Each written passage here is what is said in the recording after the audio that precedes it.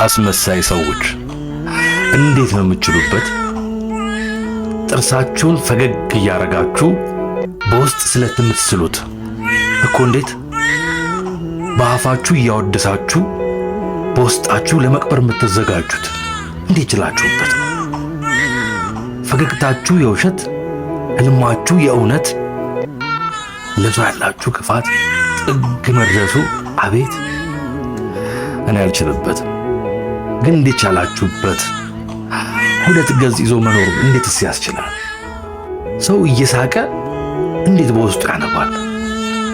ሰው እየሳቀ እንዴት ሌላውን ለመጉዳት ያስባል? የሰው ልጅ ፈገግ እያለ እንዴት ጉድጓድ ይቆፍራል?